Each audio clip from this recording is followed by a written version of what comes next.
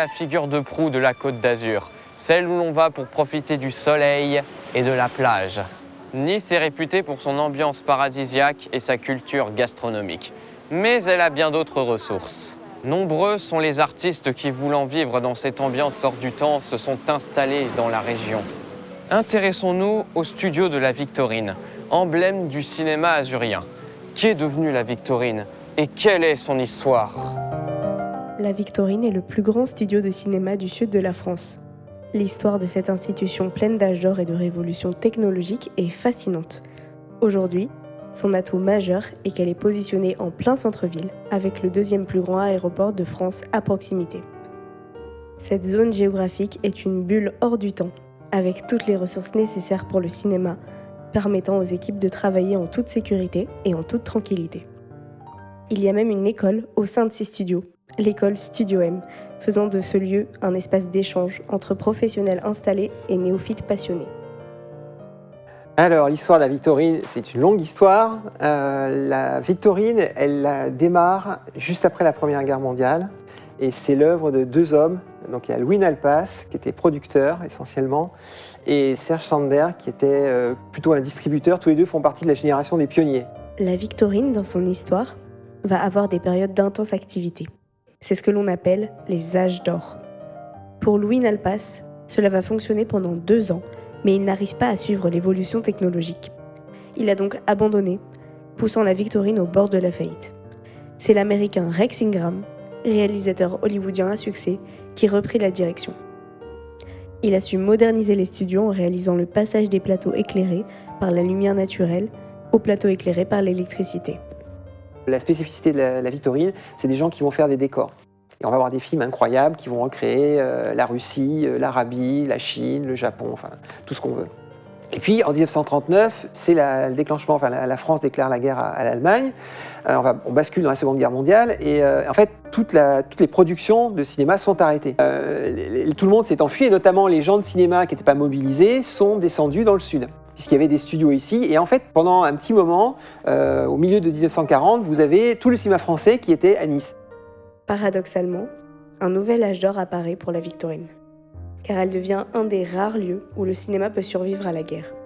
C'est la période des grands films de Marcel Carné et Jean Grémillion. La Victorine a eu un début de vie compliqué. Cependant, elle a su se battre et est devenue un symbole de la région et de la résistance. Et aujourd'hui, elle renaît. Mais n'oublions pas les autres histoires que l'on peut trouver dans cette fascinante région. Les artistes les plus connus sont sans doute Henri Matisse et Marc Chagall. Marc Chagall est un artiste aux origines juives. Il fut persécuté durant une grande partie de sa vie. C'est après de nombreuses années qu'il décida de s'installer à Vence, non loin de là. Mais ce qui nous intéresse, c'est de comprendre ceux qui sont tant passionnés par ces artistes. Justine Aptac, par exemple, est une passionnée de Chagall. Alors, j'étais toujours intéressée par l'histoire de l'art et par l'art tout court. J'ai fait des études de beaux-arts. Alors, j'étais censée devenir une artiste, mais je crois que j'aimais beaucoup plus parler de l'art et le transmettre aux autres que faire moi-même et après parler de mes œuvres. J'étais pas très bonne à me vendre. J'adore partager ça avec des autres. Et, autant chargée de médiation, j'ai en fait la chance d'avoir des publics très très différents. Et mon discours, il devrait s'adapter à chaque fois à quelqu'un que j'ai en face. C'est nous, les spectateurs, qu'on donne du sens à ces œuvres. Parce que Chagall, il s'inspire beaucoup de l'Ancien Testament. Donc c'est les couleurs qui vont être le porteur de sa prière.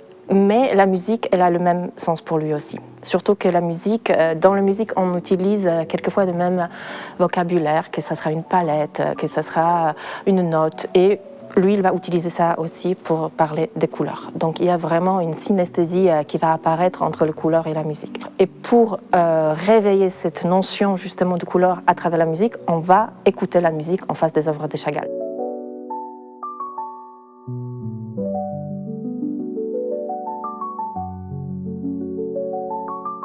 Alors cette peinture, cette gouache, il m'intéresse énormément parce que justement la beauté du bleu qui est translucide. On a l'impression que la couleur, il émerge par tous les côtés, mais par une manière très très différente, très liquide, par cette encre qui entre sur le visage de Chagall, qui est en train de sourire. Il pose sa main sur son cœur et regardez le corps de Jésus qui est percé. Le cœur de laquelle il y a des gouttes du sang qui vont couler et sur sa palette, quelques gouttes du sang. Tout est plongé dans du bleu, de bleu éternel qui peut parler de l'éternité, du rêve, quelque chose de très profond, contraste avec ce petit tache de rougeur qui vont être posées sur le cœur de Jésus et en même temps des petites touches très minuscules sur la palette de Chagall. Il y a des œuvres qui vont m'impacter, qui vont me porter pendant une certaine période et cela, dès que je l'ai vu, il m'a vraiment interrogée. Cette composition très étrange, circulaire, dans laquelle il y a l'énergie qui tourne autour de la représentation du vin et de Chagall de lui-même.